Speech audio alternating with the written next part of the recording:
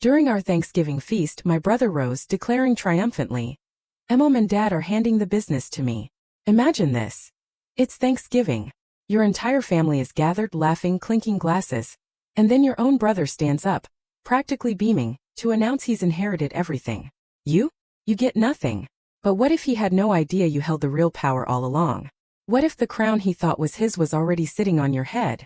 My name is Ava, and this is the story of the Thanksgiving that didn't just split my family in half. It shattered everything they thought they knew. It was less like a holiday dinner and more like a coronation. For someone who had no idea the kingdom was already crumbling. For most of my life, I was the invisible child in a family obsessed with legacy, hierarchy, and a last name that carried serious weight in our small Midwestern town. Our company, Bennett Industrial Solutions, was Grandpa Walt's pride and joy. Founded way back in 1976.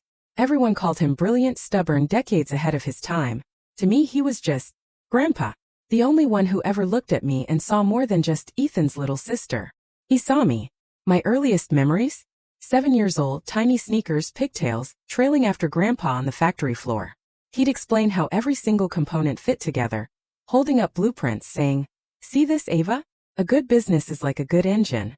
Every part matters, even the ones people overlook." He was talking about me, wasn't he?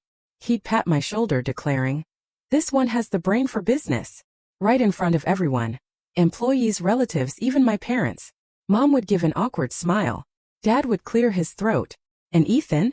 Ethan would roll his eyes so hard it was a wonder he didn't sprain something. Grandpa's approval made him furious. In our house, praise was currency, tightly controlled. And Ethan believed every single compliment belonged to him by birthright. Then when I was 12, everything changed. Grandpa died suddenly.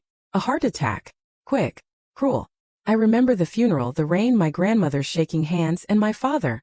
He stepped into the role of grieving son and ambitious heir with terrifying speed. The moment Grandpa was buried, his office keys were already in Dad's pocket. That was the year I learned what it meant to be just a girl in a family business run by men who refused to see past tradition. Dad called an extended family meeting in the conference room. I wasn't allowed to attend, even though I'd spent more time in that building than half the adults there. When it was over, Ethan swaggered out, chin high, chest puffed, wearing a blazer 2 sizes too big that Dad insisted made him look like a future CEO. He was 14. That night at dinner, Dad made an announcement he clearly thought was noble and wise. Full story on the channel. Link below. Click now and watch what happened next.